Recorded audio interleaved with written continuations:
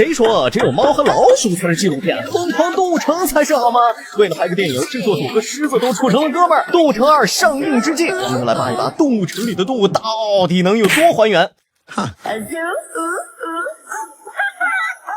一、狸猫。影片播出之后，圈粉无数的狸猫原型是击剑达人河狸。河狸在影片中可不是初登场，黑黑扁扁像牛排一样的尾巴，十分擅长磨水泥，因此动物城中工地的工人大多数都是河狸。圆滚滚毛茸茸的身体，开朗活泼的好脾气，就连半水生生活的习性也如同影片里狸宝在陆地和水里来回跑的样子。它的英文名字 Nibble 啃咬，正如它的习性啃。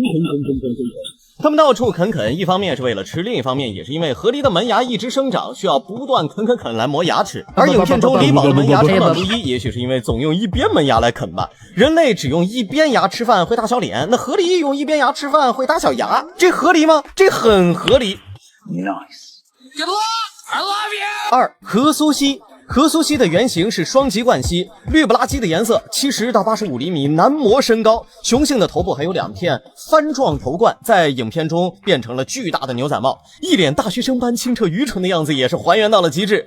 何苏西在原版电影中的名字是 Jesus， 这在西班牙语中虽然只是一个普通的名字，但在疯狂动物城中这么命名，却是致敬了它的原型双极冠蜥的俗名 Jesus Christ Lizard， 耶稣基督蜥蜴。而如此神圣的名字就得益于它真的做到能轻功水上漂。双极冠蜥可以在水面上快速奔跑以逃避天敌，就连在水上的绝望舞步也在电影中完全还原了。3. 盖瑞。也没人告诉我电影里阳光开朗的小狗蛇盖瑞原型竟然这么帅呀！它的原型是海岛竹叶青。海岛竹叶青准确来说是葵科腹亚科竹叶青属，这就是为什么动物城新人档案上写的是蝰蛇。